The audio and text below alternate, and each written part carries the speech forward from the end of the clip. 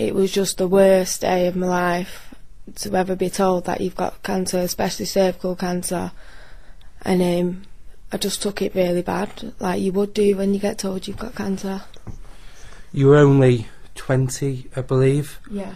It must be a lot to take on for someone at such a young age. How did you respond? Well, at first I didn't really want to know any answers, and I didn't ask any questions really at the beginning, because I knew it was cancer and I didn't want to know any more, because I was young, I was 20, and a lot of things run through your mind at that. Well, they still do now, you know, but because I was young, I'm still the same now. I didn't really want to know a lot about cancer.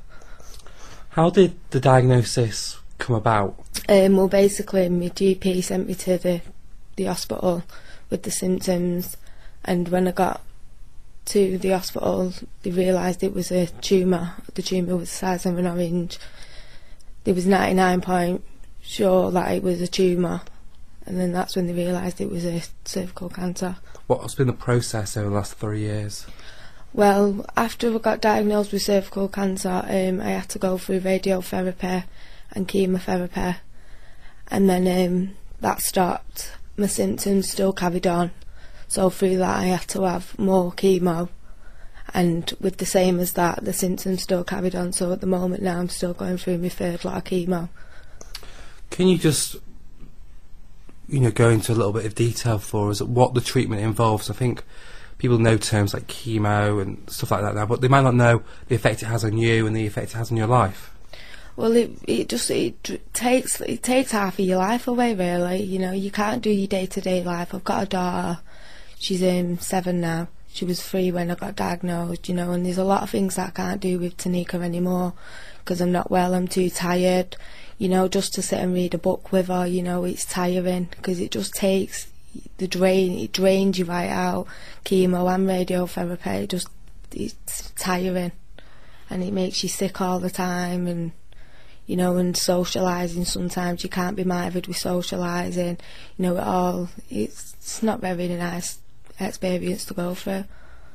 How has your daughter in particular coped with seeing her mum being very ill? Well, she doesn't really understand.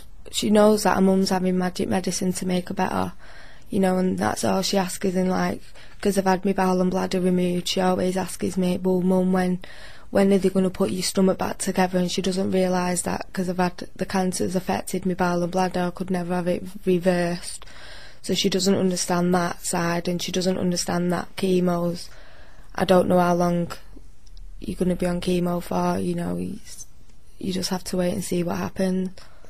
Talking about how it's affected you as a person, what impact has it had on your body? My body's just been ruined. I've had half of my body removed. I've had my bowel and bladder removed. I've had a full hysterectomy, and I've already been through 2 major operations on my bowel. So my body's been through a lot. In terms of, I imagine this is difficult to talk about, but the hysterectomy in particular, how does that affect your mindset as you go through the rest of your life? It affected me really bad, really, because it's the point that you can't have any more children, but I'm lucky because I'm blessed with a daughter. I'm blessed with Tanika, so I don't have to really worry about having any more children. But if I didn't have Tanika, like there's women out there who have hysterectomies and don't even have the choice to have a child because it's been took away from him. And I felt like that, but I feel like I'm blessed to have Tanika, so it's more of having my bowel and bladder. Everything else being removed has affected me as well as the hysterectomy. It's affected me in the same way. And so what's the prognosis from now on? What treatment are you facing? What's the prospects? At the moment I'm on chemotherapy, topotecan, a new I think it's supposed to be the new miracle drug that's out, but I'm on that at the moment, and hopefully that'll work for me in the end. Over the last few months now, Jade Goody's received a lot of attention following her prognosis. What's your view on how she's been covered in the media? I think they should just let her relax and get on with things, because she's not well, she's just trying to live a life. Some people call her, and it's not really nice when you're not well, and you're probably in the papers all the time for little stupid things, and she's not well, she's just trying to live a life as much as she can. She's now only got a matter of months to live, and she's working towards raising as much money as possible for her 2 children. Do you relate to that in some way? Good for her, yeah. Yeah. And Jade has received a lot of media attention. You've received some yourself. Do you think Jade's suffering in a way will help your campaign? If that makes sense. Do you think you'll be able to... There's momentum now in terms of the issues? Hopefully people might realise having a smear, and that's when smears will come into it, and having a smear can save your life. It can pick up any abnormalities at the beginning than catching it at the end like Jade, you know, and my tumour had gone too far for me just to have laser treatments. So a smear can do a lot of things for you. It can save your life. Getting smears for younger women is the essential part of the campaign that you're launching.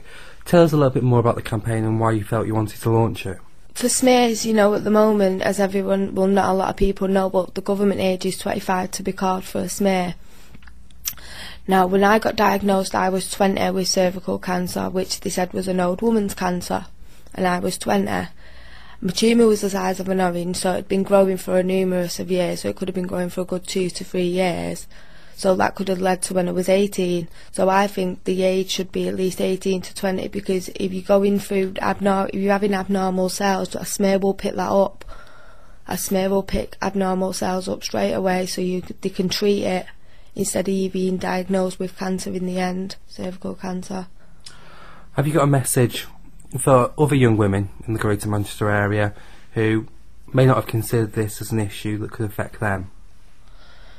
Don't ever always think it couldn't affect you, because I was one of them women once who thought it couldn't happen to me, and it has happened to me.